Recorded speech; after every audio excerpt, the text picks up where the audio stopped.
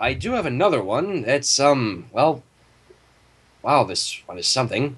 And, oh wow, this is another fanfiction that was featured in Equestria Daily. How Oh long? dear.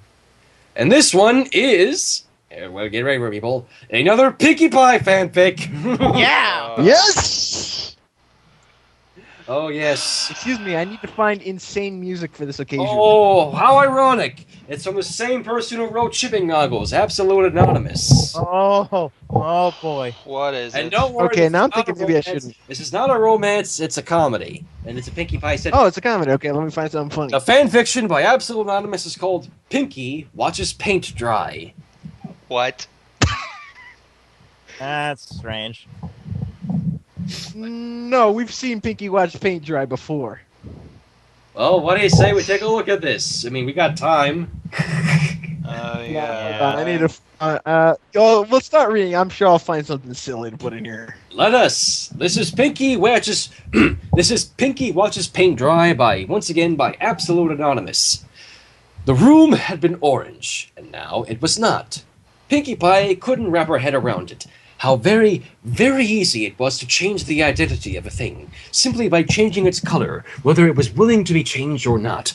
What had once been the orange room was soon to be the pink room. It was simply a matter of waiting for the paint to dry, and once it did, there would be no going back. Together they had reached the point of no return, and once they crossed that threshold, nothing would ever be the same. There was nothing the walls could do about it, either. They had no say in the matter, and she had been the one to do it to them. She had been the one to steal the room's very identity. Wow. This almost sounds like something from 2001: A Space Odyssey. It almost sounds just like it. After all, once upon a time, her loft at Sugar Cube Corner had been painted orange. It had been the Orange Room. Now it was not. Soon it was going to be pink, and then it would be the Pink Room, and all her memories of the Orange Room would fade into obscurity with time. What had once been defined by its uniqueness was being assimilated, falling into place along with everything else. After all, everything she owned was pink, and soon her bedroom would be no different.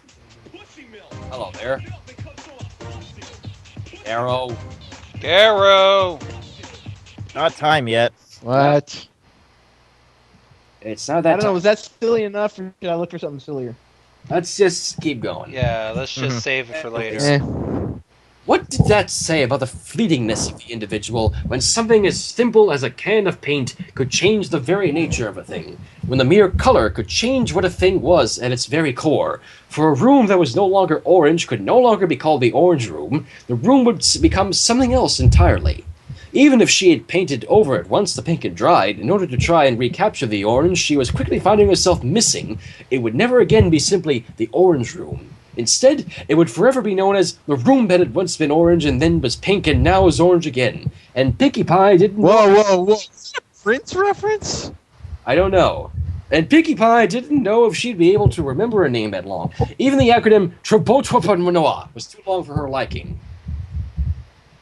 If only painting the apartments that I had to deal with back in 2011 was this exciting, I would have stayed and continued painting apartments whenever they clear out. Well, even the acronym Trobotwapanoa was too long for her liking, and she doubted whether even her sharp mind would be able to keep track of that many letters. She stood in the middle of the room, her coat and mane covered in flecks of the stuff. Lying off to the side, abandoned and forgotten, there lay now two empty cans of paint and a pair of brushes still coated in fresh paint. Her furniture had been covered in protective tarps before they had begun their task, but there had been nothing in place to protect those poor walls. Perhaps, Pinkie mused, because painting the walls had been the entire point of the exercise in the first place, rendering such tarps unnecessary and unhelpful. Pinkie took a step forward. What the hell? Hey, what just happened? What happened? The call just suddenly dropped. Yeah, because Hunter said that Kaveren said that his internet was going to pop out at 10:22. He said It he shouldn't would have, probably like. it shouldn't have interfered Yeah, with the call because Invert's the host. Strange. Anyways, where was I? Yeah, but that's just a bizarre glitch. Where Skype was has. I? Keep going. Pinkie took a step forward, hoof outstretched, and placed it gently against the closest wall. The paint was still damp, having not yet dried enough for it to be permanent. That meant that the orange room was in limbo. No longer orange, true, but not entirely pink either. That could still be changed, and that meant that the choice was hers. Did she let fate run its course? Was it more merciful to end this transformation now, removing the paint while it was still wet and hopefully easier to do so? Or would it be kinder to see the process through, uninterrupted, and allow her precious bedroom to become what it would inevitably become? Pink, like everything else she possessed. Was it too late? Had the damage already been done? Was such a strange change irrevocable, seeping into the very nature of the walls themselves? Perhaps the walls no longer viewed themselves as orange walls. Perhaps they had grudgingly accepted their destiny as pink walls and would resent her for altering them any further if she chose to do so. Pinkie Pie wanted to make amends, but she didn't know how. She didn't know how to make it up to the poor walls. After all, she had already changed them too much, had already stripped them of their identities. If she went any further, what would become of them? If paint had such power, then what could it do to her?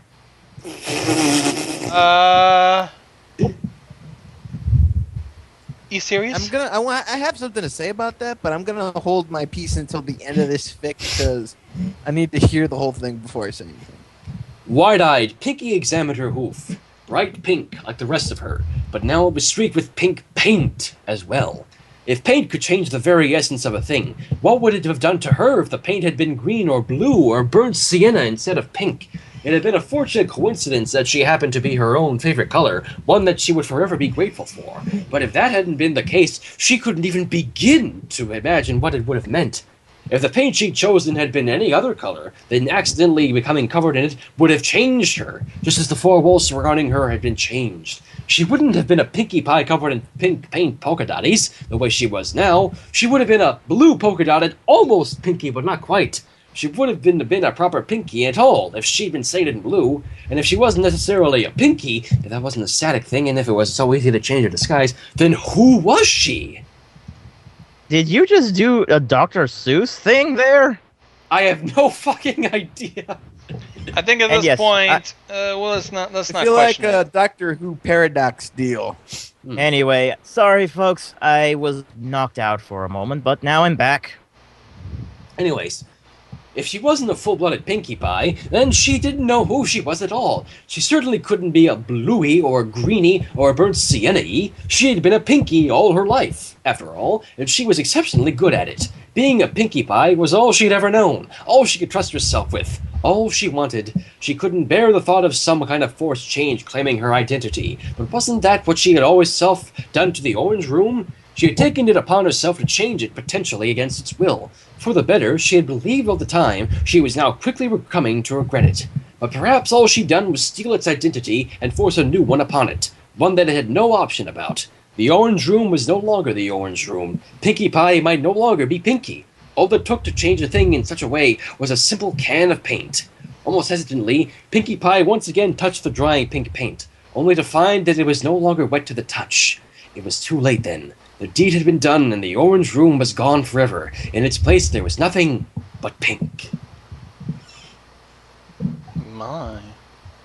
I'm not sure if that was actually inspirational or if it was Pinkie taking in paint fumes, but either way, it suddenly gives me insight as to what goes through the mind of Jeff Hardy. Yeah. Charismatic See? enigma. See? I told you she was being weird. How long has she been standing there? Rainbow Dash and Twilight Sparkle stood in the entrance of Pinkie Pie's bedroom, watching her in wide-eyed fascination. Well, Twilight was, at least. Rainbow was scowling. I don't know, almost an hour, I guess? Whoa. An hour? I hope that she has her doesn't windows seem up. possible.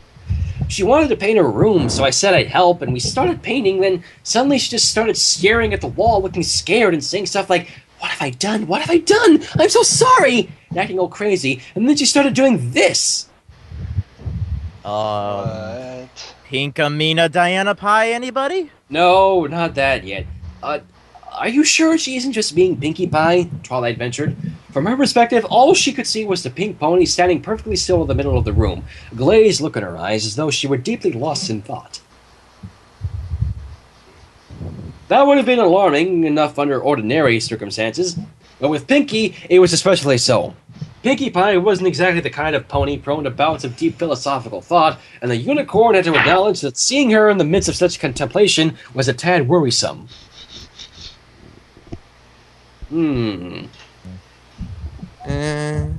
Foreshadowing right here.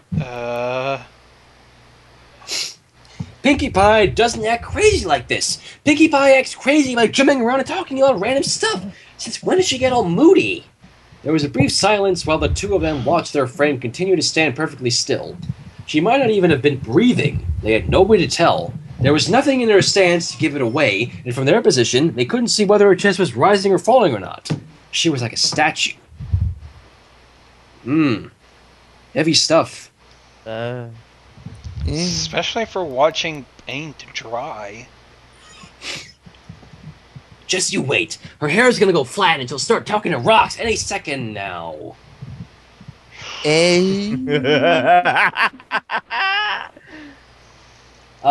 Turkish, shoot me with your body. I'm currently fighting the chat right now. God damn it. Easy, Gonzo. He's just fucking around. It can't do much harm. Anyways, why was she apologizing? I have no idea. When she started crying after eating a cupcake because she missed it, maybe she feels bad about painting the walls? That's silly. So what do we do? Dash asked, again peering through the doorway of the stoically tragic figure of the mournful Pinkie Pie, alone except for the alligator, absently gumming on her tail with vacant eyes. The alligator, although normally borderline catatonic and gifted with dubious levels of sentience, was currently more active and lively than his normal energetic mistress. And that's saying a lot. Mistress? Yes, mistress. Oh, dear. I'm not sure, Twilight confessed, scratching her head and frowning. She liked to believe that she was rather intelligent, but even she had to confess that Pinkie was an enigma. No pony ever knew why she did the things she did, let alone how to make her stop. If Pinkie Pie decided to stop being a whirlwind of pure energy and instead fall into some strange state of melancholy, who was she to judge? It looks like she's having some kind of overly introspective internal monologue, but I can't really tell.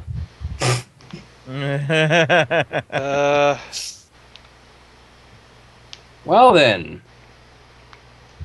Ladies and gentlemen, Jeff Hardy in Equestria equals Pinkie Pie. Well then.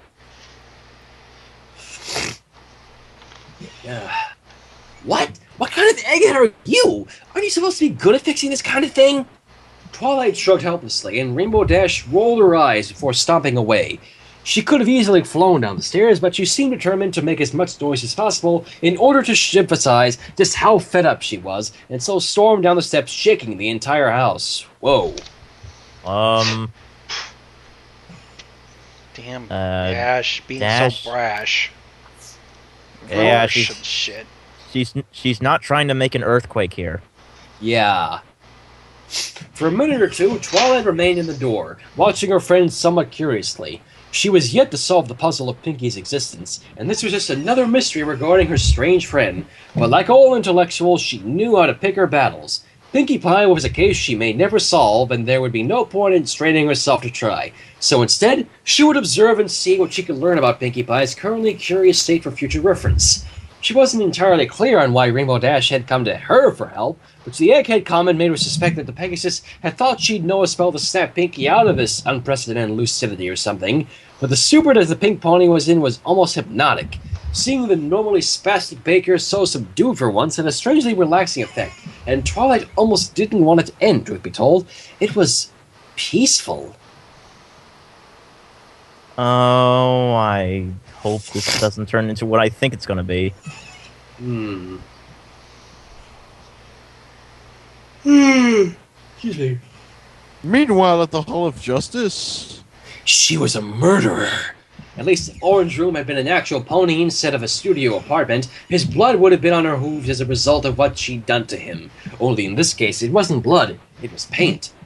Actually, maybe that didn't work. If she had stripped the old orange paint rather than just paint over it, then that old paint would have been the blood of the room, and then the metaphor would have worked. Since the paint on her hooves was new paint, it was more like she'd given Orange Room new blood, Rather than shedding the old blood, though instead of having murdered him, it was like Pinkie had given him too much life, and had overwhelmed him with its unbearable liveliness. Yes, that was it. Pinkie, you need to get out of there now. The paint fumes have got you delusional. Yeah. Excuse me.